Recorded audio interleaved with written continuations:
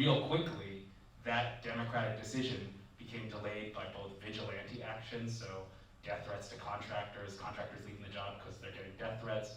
One guy allegedly got his car firebombed, right? So these monuments can't come down from a democratic decision because of white supremacy stepping in. So in the film, I end up talking to a neo-Confederate and then going with that neo-Confederate to a Civil War reenactment.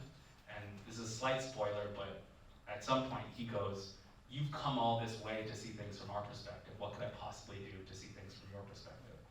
And I said, "Hey, we should go to a slavery museum." And he goes, "Absolutely not. There's so much bullshit at that place." I love watching that scene in liberal white audiences because I can feel the air go out of the room.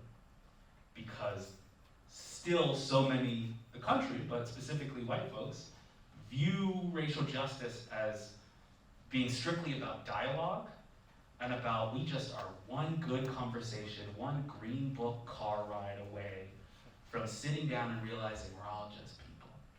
And I like that scene showing the limits of a hearts and minds approach, right? That if hearts and minds would have worked, Frederick Douglass would have freed us, you know what I'm saying? Right? Like, Ida B. Wells would have gotten it done, you know, like if that was the work.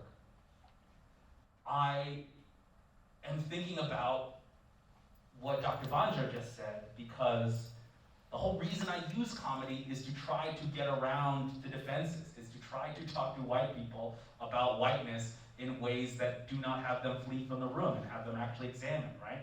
So much of why The Daily Show is effective is because it finds a back door through people's defenses. I think that's what comedy can do. I have come through the process of the film being like, our job, my job is not to talk to white supremacists and convince them that we're human or that white supremacy is bad, right? Like, if all of our time are coins, how many coins could we spend actually making black people feel safe and powerful and embodied, instead of being like, how can I spend these coins on this bottomless machine of how to make racists realize racism is bad, right? So this word that Dr. Bonjo said, which is to affirm and validate reality. To me, that's the goal. It is not to convince and de-radicalize. It is not to make an appropriate argument. It is to affirm and validate reality. That when you read Nicole Hannah-Jones' 1619 book, she's using the words our. She's talking about black people, but the voice of the book is our history. We founded this country. And I think about what it must be like to be a white kid in that class, and I love that thought. Because the authorial voice for the book being taught in class is assuming that the audience is black. And she understands that when she assumes that the audience is black and talks about how we changed this country and what white supremacy did to us and how we have dismantled it, whoever's going to come along is going to come along, but the primary conversation is between us to affirm and validate reality.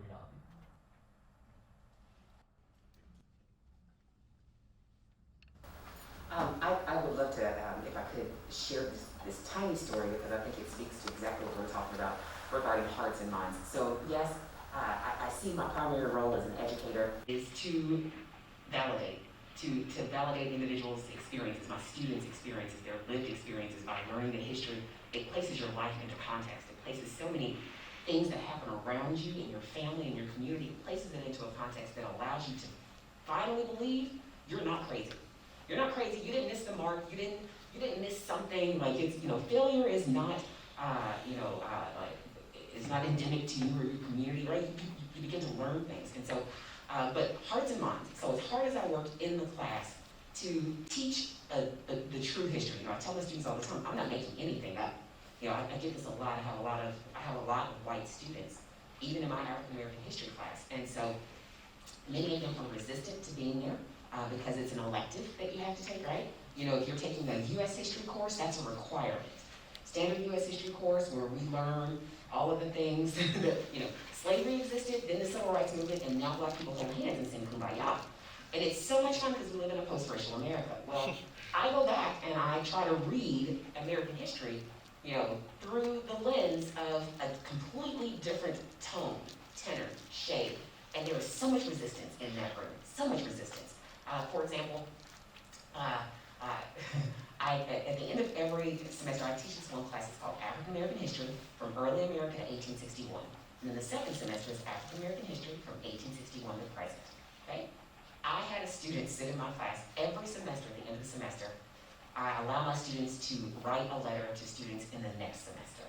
You know, you made it 15 weeks through my class. You made your A, your B, whatever. What type of advice do you want to pass along to the next student? And I let them write anonymous letters.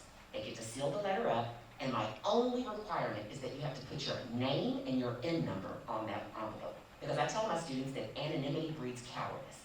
So you're going to have to answer to anything you write in my classroom. So sure enough, students wrote it all down, and I held on to the letters. And then the next semester, I start my first, African American history class, African American history, early 1860s. And I pass out the letters because people want to know, like, how do I make the A? That's all students really care about. How do I make this A? And I never know what's in the envelopes. I don't know. I give them that. And sure enough, as we're reading, as people are reading their letters, like, yeah, I want a letter, I want a letter. One girl gets more and more uncomfortable, like more and more uncomfortable. And I'm like, young lady, do you want to share your letters? So people are sharing their letters, like saying things like, oh, make sure you come to class, like make sure you do readings, make sure you do this, like really good advice. Like, Dr. McGee doesn't do late work, don't even try it. Like, she doesn't have time for that mess, right? And so finally, this young lady will not share her letter, but finally she gets to the letter and it says, get the fuck out now. She is racist. She shames white people, and she only talks about African Americans in history.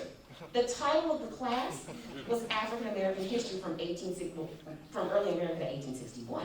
There is that resistance. How did you sit in my class for 15 weeks being angry that I talked about black people when the title of the class is African American History? Like, so we can teach as much as we want, I think you're right, but man, there's some real psychological work to be done. There's some real emotional work to be done. And it's gotta start somewhere. It's gotta start somewhere.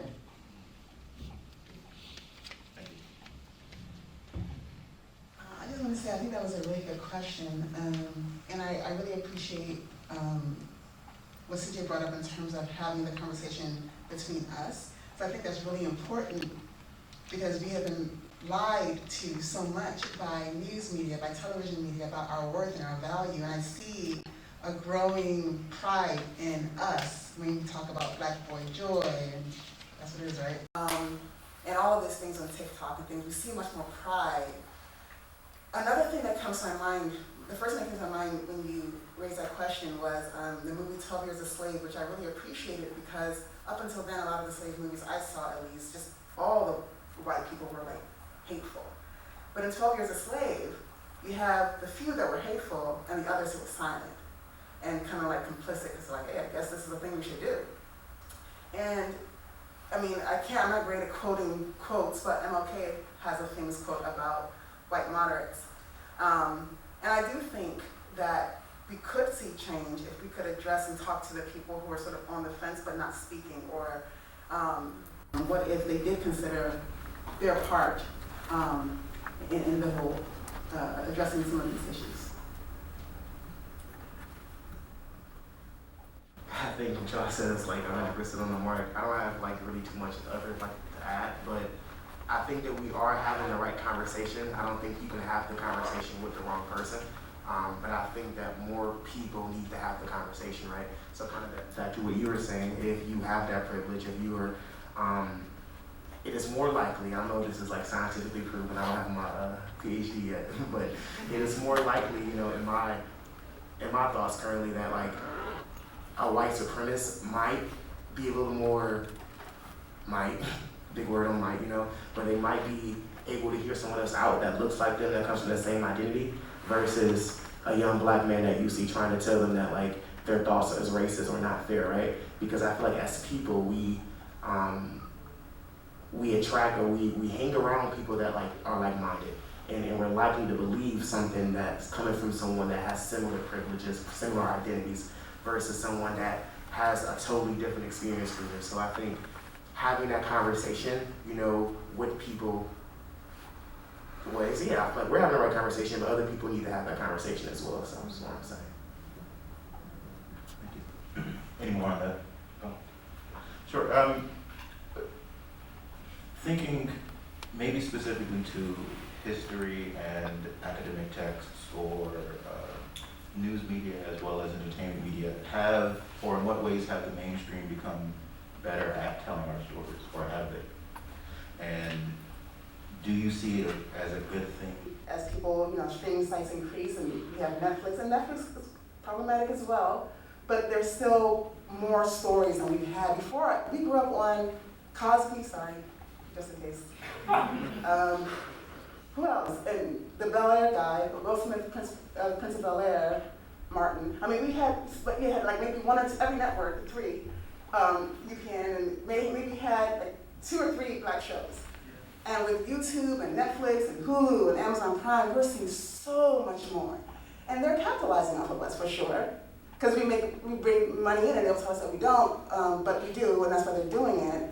But at least it's happening. And that's sort of where I'm at right now with it.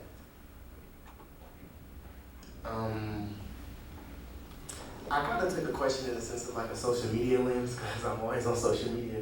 But as far as like mainstream media, I think that like can be counterproductive. And I said it in the sense of like, we see a lot of black men being killed or shot or detained unlawfully by police on social media all the time. Like if I go on social media, I'm going to see it today. And it's to the point where like I become desensitized as a black man to the killings, to the things that are happening, but I also feel like I've become more resistant and even scared in the sense of like the society based on what like mainstream, is feeding us. And I think that it has become like a trend because we've seen that, these videos get millions of views, so we're going to continue to, there's a business behind it, right? We're going to continue to show it, we're going to highlight it and stuff, but I think no one is having a conversation of what that does to the psyche of the people that have to live in that. And it's to the point now where I'm in my car and if a police behind me, like I literally will put my phone up and hit record. Haven't been pulled over, thankfully yet, right? But like I'm ready because at any moment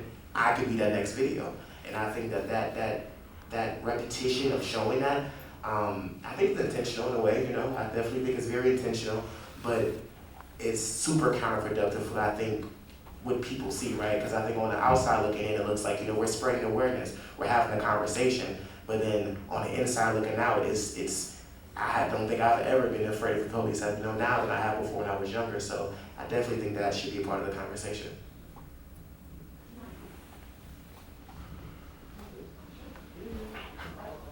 Okay, just very quickly, I wanted to say thank you for pointing that out. I think this is something that we overlook a lot, the normalization of violence against black bodies. Like this, this is as old as European contact with Africans back in the early 16th century. All right, but that normalization of violence, it has never left in any of our historical epochs. Education, violence, and the law, I think are the 3 things that are very characteristic of the black American experience. Like these are the things. But that normalization of violence against black male bodies, black female bodies, that fascination with it, I refer in my classes to lynching as America's first great pastime. And it was. When you look at pictures of lynchings from the late 19th, early 20th century, it's just crowds, hundreds, sometimes thousands of white folks who were together having a wonderful time, torturing and killing some black man, woman, or child. And so normal was that violence that it was turned into postcards. Did you know there made postcards out of lynchings? Postcards, where they would say, hey, I was at this barbecue, and it's a man's body that's been burned to cinders. And they would send this in the mail. So there's something fundamentally wrong with a nation that thinks that, or allows that to happen, to think that there's been no psychological fallout from that. Like people say things like, oh, racist people just need to die. That's not true. Racist people raise racist children. Racist people raise there's a fundamental problem there that we have got to address. So you shouldn't walk around in mortal fear of your life when police drive up behind you. None of us should. There's something fundamentally wrong with the nation, and we've got to find a way to address this for everyone. We've got to build a more equitable nation, not just a more perfect nation, a more equitable nation.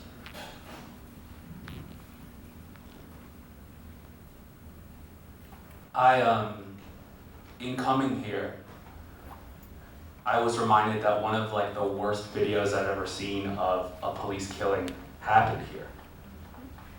Was when Officer Ray Tenzing killed Sam DuBose. And police videos are this thing where you're like, I remember the trauma of watching that murder happen, right? And how accessible that murder is, that we're all watching it on Facebook. or someone will post it and you're like, oh my God, there's a murder in my periphery, like I don't want to actually watch an execution. And then there's the feeling about wondering what happened to that officer. And then there's the feeling of unsurprise when you're like, oh, the officer walked free. Because the legal standard has always been, since the days of slave patrols, that in America it is okay to kill a black man, even if you are, and especially if you are a law enforcement officer, if you were afraid of him. Okay to kill him if you're afraid of him. In the court of law, in the neutral ground of the law, all you have to show is that you are in mortal fear, and it's okay. Have a good rest of your life. So I am thinking about that. I'm thinking about the callous. It is essentially emotional calluses that we've all developed, right? Like a place of consistent friction where your heart has gone numb, basically, and we are like, I have a specific callus in my brain for those videos, and then for the deep, dark unsurprise that I feel when you realize that no accountability has happened from that. And we are kidding ourselves to what you're saying if we don't think that those are not our lynching postcards. With the same shock and horror that we look at the past and we're like, that was normal? That happened in every city? Y'all, when Sam DuBose was killed, I confused him in my mind with Sam Hose, who was a famous lynching where his knuckles were displayed in a window. Right? Like, the ability of our brains to be like, wait, shot in the car, is that the same thing as Alton Stern? Which one was the way that we confused them? Future will look back on this and be like, your kids saw more black people getting executed on Facebook than they saw cat videos? Like, that was a thing that 7-year-olds had access to? Y'all kept seeing that happen and you did nothing? Right? So I know the question is about entertainment, but I just mean that to say, I feel you. I feel you. This is not only like the personal horror that we have, but we will be looked back upon and judged by the future in the same way that we're looking at Confederate monuments and being like, how could you ever think slavery was okay? How was that the dominant thing that people did not take down? How did you build those things? I think people will look at this period and be like, how was that normal for y'all? Why did you not? Why for those of you who did not stand up, white moderates, did you not stand up? And then for when y'all marched in the streets, how did you have the largest social movement ever? And then at the end of the day, what we get is not defunded police departments, but we get Juneteenth as a holiday. To tie it back to the films, I really enjoyed the film Judas and the Black Messiah. There are things that people could get into about what it means that, Black Panther stories are co-opted by Hollywood, but I enjoyed the film. And what I just want to end on is the idea that Judas and the Black Messiah, raise your hand if you've seen this film. Okay, put your hands down. Raise your hands if you've seen the film Green Book. Those are both films about the same decade and improbable friendships between a white man and a black man.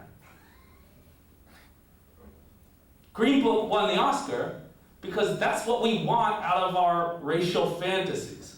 We want to believe that racism is just a thing between individuals, and what's going to get us over it is a long car ride and some good talking and maybe teaching how to eat chicken.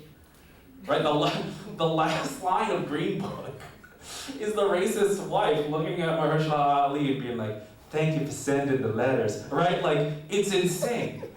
But Judas and the Black Messiah is about that relationship through which law enforcement manipulated black movements, right? It is a much more haunting portrait. So that's the only answer I had for the films that we make is, are we making them to tell people that racism is just a matter of friendship? Or are we making things that haunt us to be like, there's some deep work that we need to still do?